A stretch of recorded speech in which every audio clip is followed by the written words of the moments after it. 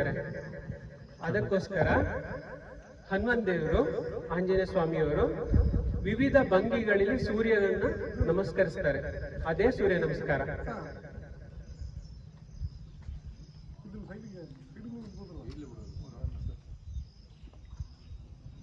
ಯಾಕೆ ಇಲ್ಲೆಲ್ಲ ಸೇರಿದೀವಿ ಅನ್ನೋದೊಂದು ಐಡಿಯಾ ಬಂತಲ್ಲ. ಎಲ್ಲರಿಗೂ ಯೋಗ ಪ್ರಚಾರ ಮಾಡ್ಲಿಕ್ಕೆ ನಮ್ಗೊಂದು ಸದಾವಕಾಶ, ಯೋಗ ಕಲೀಲಿಕ್ಕೆ ನಿಮಗೊಂದು ಸದಾವಕಾಶ.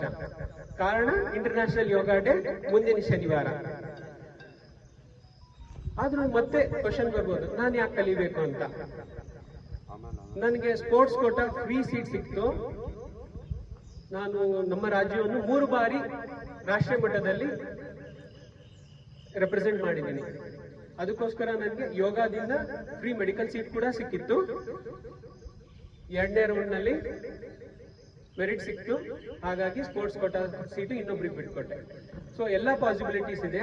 ಕಷ್ಟಪಟ್ಟು ಓದ್ಬೋದು, ಕಷ್ಟಪಟ್ಟು ಯೋಗ ಕಲ್ತರೂ ಕೂಡ ನಿಮ್ಗೆ ಒಂದು ಮೆಡಿಕಲ್ ಸೀಟ್ ಗಿಟ್ಟಿಸ್ಕೋಬಹುದು.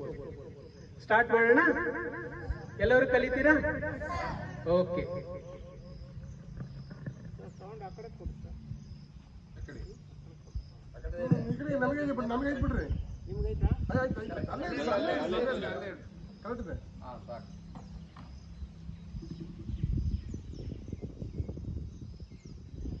ಮೊದಲಿಗೆ ಸೂರ್ಯ ನಮಸ್ಕಾರ ಸ್ಟಾರ್ಟ್ ಮಾಡ್ತೀವಿ.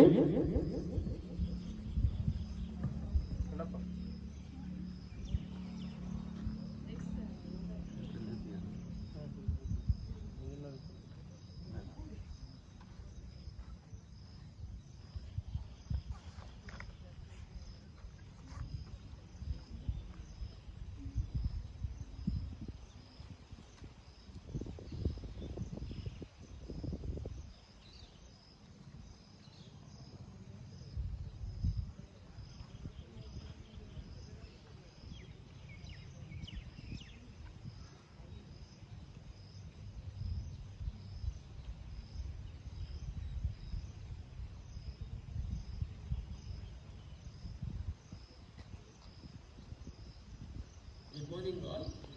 We will start with the practice of Surya Namaskara.